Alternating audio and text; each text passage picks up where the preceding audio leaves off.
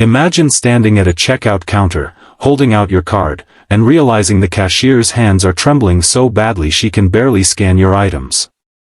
You ask her why, and the answer she finally gives changes everything you thought you knew about courage, kindness, and doing what's right. Stay with me till the end. You won't believe what happened when one single dad decided not to stay silent. Before we begin, if you believe kindness can change lives, please like this video and subscribe to Kindness Stories so we can keep sharing true and inspiring tales. It was late evening at a small-town grocery store in Portland, Oregon. The store wasn't busy, just a handful of customers pushing carts lazily down the aisles. Daniel Carter, a 36-year-old single dad, was in line with a few groceries. His 7-year-old daughter, Emily, was beside him, holding a box of cereal like it was the most precious thing in the world. When they reached the counter, Daniel noticed the cashier. She looked about 23, maybe 24, was struggling to scan the items. Her name tag read Sophie. But what caught his attention wasn't her name, it was her hands. They were shaking. Not the kind of shaking you get from being cold, but the kind that comes from nerves, fear, or something much deeper. Daniel placed the milk on the counter and watched her fumble with the scanner. "Hey, are you okay?" he asked gently. She gave a small smile, the kind that says I don't want to talk about it, and mumbled, "Yeah, I'm fine, just a bit tired." But Daniel wasn't convinced. He had been through too much in life to ignore signs of someone hurting. As a firefighter for nearly 10 years before he had to leave the job to take care of Emily alone, he had seen fear in people's eyes. He recognized it now.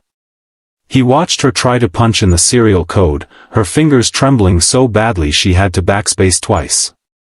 "Are you sure?" he pressed softly. "Because it looks like something's wrong." Sophie's eyes darted briefly toward the manager's office, a glass room on the far side of the store, and then quickly away. She shook her head. "It's nothing. Just a long day." Emily, in her childlike honesty, tilted her head. "Are you cold? Daddy can get you his jacket." Sophie gave a small chuckle that didn't reach her eyes. "No, sweetie.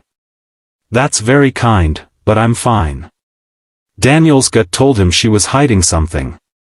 He wanted to push further, but he also didn't want to embarrass her in front of other customers. So he paid, thanked her, and started to walk away, yet something in him wouldn't let it go. Halfway to the exit, he turned around and saw Sophie lean against the counter for just a moment, as if trying to steady herself. Then the store manager, a stocky man in his 40s with a permanent scowl, stepped out of his office and barked something at her in a low but sharp tone. She stiffened instantly. That was the moment Daniel knew, this wasn't about tiredness. He went back to the counter, waiting until the other customer had left. "Listen," he said quietly, leaning in just enough so Emily wouldn't overhear, "I've noticed you keep looking toward your manager's office. If there's something wrong, you can tell me." Sophie's lips parted, then closed again. "I really shouldn't," she whispered. It's nothing I can talk about." Daniel lowered his voice further. "I'm a dad. I've seen enough to know when someone's in trouble. I'm not going to walk away without making sure you're okay." For a moment, she looked like she might cry. She glanced at the manager's office again, then at Daniel. Her fingers tightened around the edge of the counter. Finally, in the faintest voice, she said, "It's him. He harasses me." Daniel felt his chest tighten. "Harasses you? How?" Her eyes glistened. "Comments, touching my shoulder when he walks by, standing too close, saying things no one should ever say to someone at work. I told him to stop once. And he cut my hours." Daniel's jaw clenched. "How long has this been going on?" "6 months, she whispered. "I need this job. My rent's overdue, and I just can't afford to make him angrier." The weight of her words hit Daniel hard. He looked at Emily, who was blissfully unaware, humming to herself as she played with a keychain. He knew what it was like to feel powerless. He'd been there after his wife passed away, when bills piled up and every day felt like a battle. He took a deep breath. "Sophie, you don't have to deal with this alone." She shook her head. "Please, don't say anything. It'll just make things worse." But Daniel wasn't the type to stand by. Daniel didn't confront the manager right there, not with Emily present and Sophie already so shaken. Instead, he told Sophie he'd be back, then took Emily to the car and called his sister to watch her for a couple of hours. When he returned, the store was quieter. Sophie was still at the counter, forcing a smile for customers. Daniel waited until the line was gone before walking up again. "I know you told me not to get involved," he began, "but I can't pretend I didn't hear what you said." Sophie's eyes widened in alarm. "Please, Daniel." "I'm not going to start yelling at him in the middle of the store," he assured her. "But I know the law. I know there are ways to make him stop, and I'm willing to stand by you while you report this." Her lips trembled. I'm scared." "I know," he said softly. "But courage isn't about not being scared. It's about doing the right thing anyway." After a long pause, she whispered, "What if no one believes me?" Daniel leaned in. "Then they'll have to deal with me. I've seen men like him before, and they get away with it because people stay silent. Not this time." Slowly, she nodded. Together, they went to the break room, where Sophie shakily called the company's HR department. Daniel stayed beside her the entire time, his calm presence giving her strength. She described the harassment in detail, naming the manager and explaining how her hours were cut when she resisted.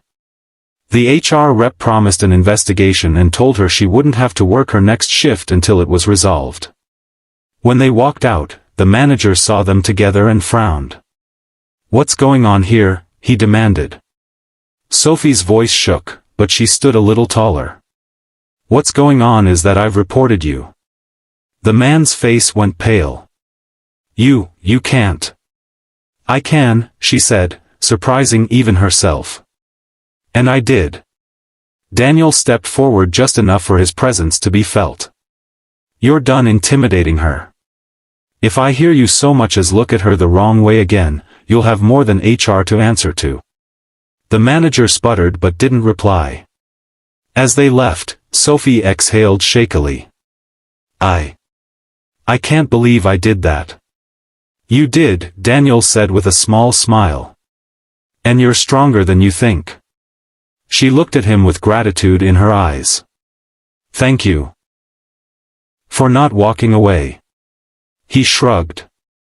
Sometimes, the smallest act of kindness can change someone's whole world. Later that week, Sophie called Daniel to say the company had suspended the manager pending a full investigation, and HR had offered her extra hours at a different location. Daniel smiled when he hung up. Emily, overhearing part of the call, asked, "Daddy, is she okay now?" "Yes, sweetheart," he said, pulling her close. "Because sometimes, you just have to stand up for someone, even if you don't know them well." If this story touched your heart, remember, kindness is more powerful than we think. Even a simple question like "Are you okay?" can change someone's life. Please like this video and subscribe to Kindness Stories so we can keep sharing these powerful moments of compassion with the world.